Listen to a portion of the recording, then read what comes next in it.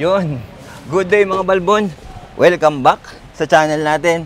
And today, we are here in Isuzu Pasig. This is along C5 lang. And of course, we will have a quick walk around. This time, D-Max LSA 4x2 Plus. Kung hindi nyo pa napapanood yung ating first walk around and test drive ng top of the line LSE 4x4 automatic, this is the link. You can just click on that and you will be able to watch it. So this walk around, once more, is made possible by our friend Andre Delfin. Ito yung contact information. Any question pare pagdating sa D-Max and MUX and anything about Isuzu vehicles, sigurado matutulungan niya kayo. Reach out nyo lang siya. Alright? Okay, so let's start now with the steering wheel. This is a leather wrapped steering wheel. So may mga stitching siya dito sa gilid and you have a control for your infotainment system. So meron ka ditong 2 analog gauges and there's a digital display dun sa gitna. Meron siyang mga air vents na katulad din nung sa MUX na meron din tayong walk around doon na parang, yun nga, parang pagis din, no? Parang pakpak ng pag. Meron siyang height adjustment sa upuan. These are fabric seats. So napansin ko kagad na medyo mababa ako kaya inangat natin siya para kita ko kagad yung hood. Comfortable naman. So that's good. Manual adjustment. Yan. And then at the top, plastic to, yung ibabaw. And you still have that storage dun sa ibabaw. And then yung hazard mo nandito din, switch. Okay, you have a very basic rear view mirror. Dito sa taas, meron kang sun visor na walang salamin. But here, dito sa may harapan, meron siya for the passenger. Okay, you have your sunglass holder here and yung mga ilaw mo dito sa taas. Yan, wala siya nung ano, no?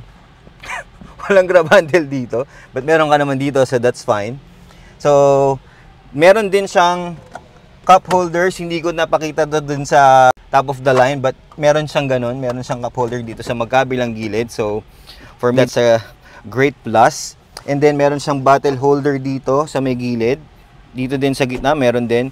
Meron kang wireless charging dito sa may gitna. So, in this trim level with a wireless charger, that's good.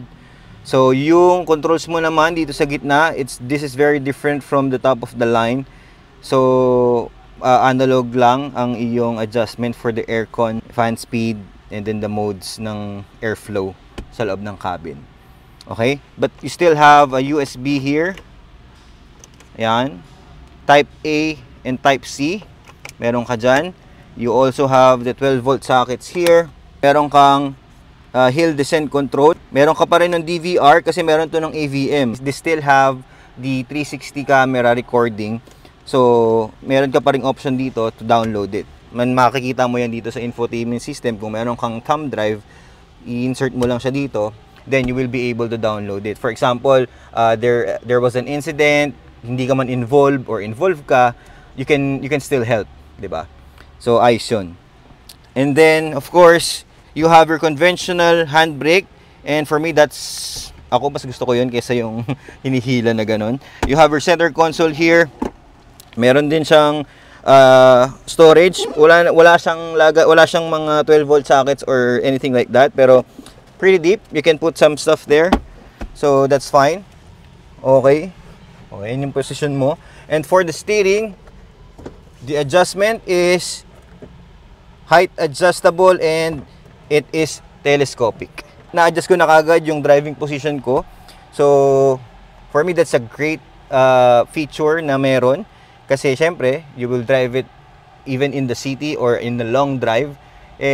Kumbaga talagang mas maganda kung komportable ka. You have a storage here, dito sa may taas, and meron din dito sa may baba. Okay? You have 2 glove boxes.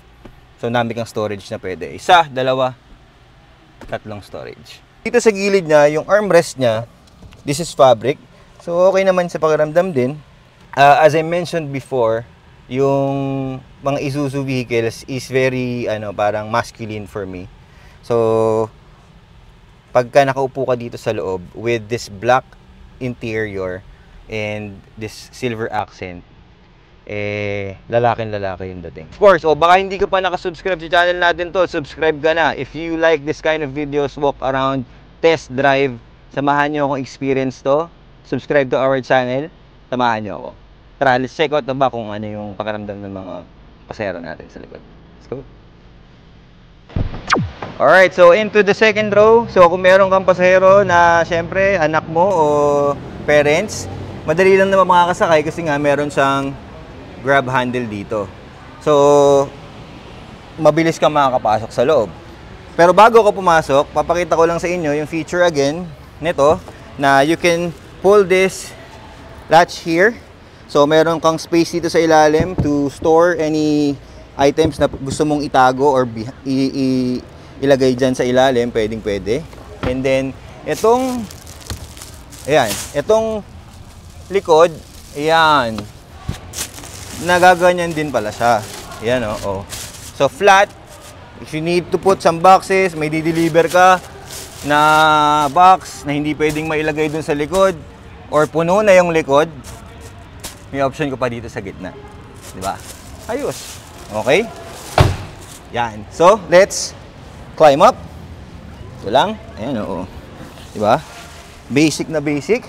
Let's hear how it sounds. Okay. So, ayos na ayos yung tunog.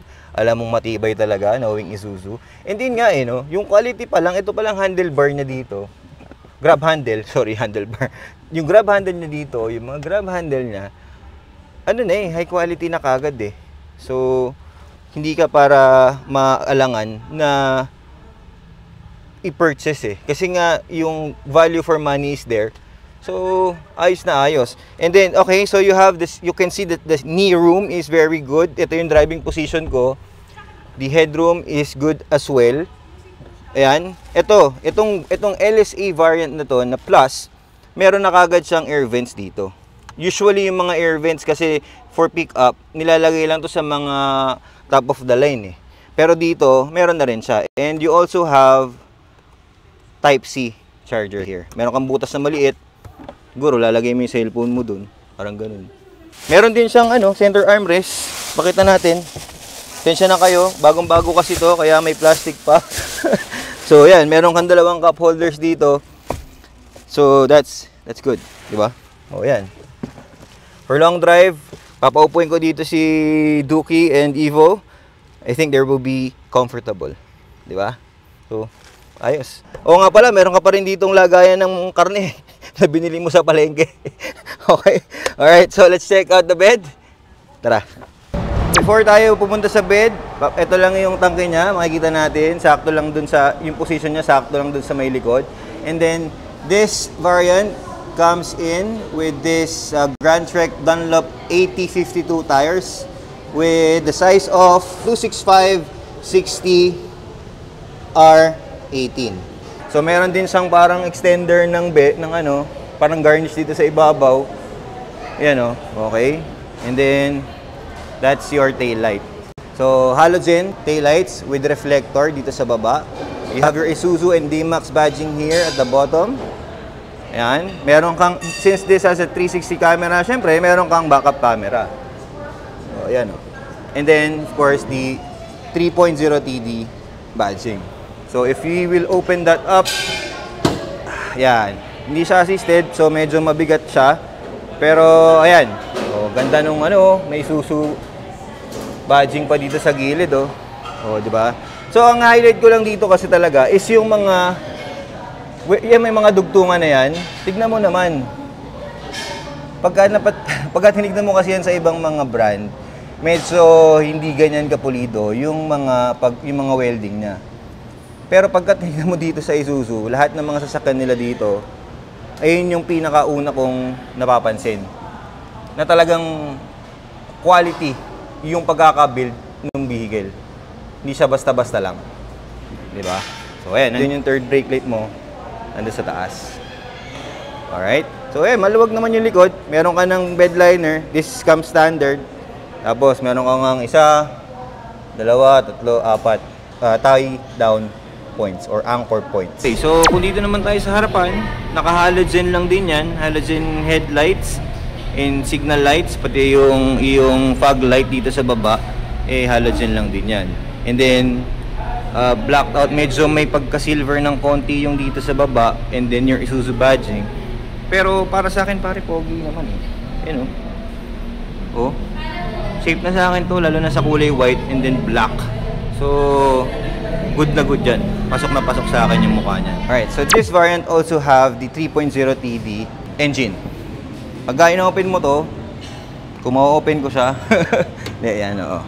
So, if you open that up, papakita ko sa inyo kung gaano kalinis yung makina at kung gaano ka-robust.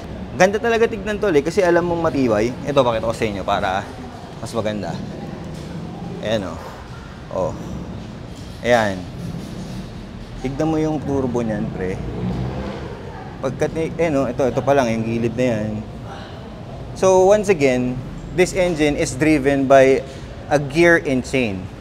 So, that's the technology of Isuzu para mas reliable and mas matagal siyang gamitin.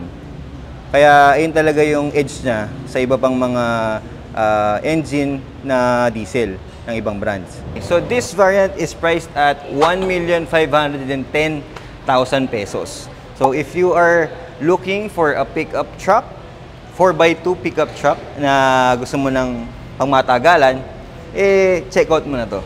So, mga balbon, another walk around na naman ang natapos natin ngayong araw na to. Tara, sa tagumpay.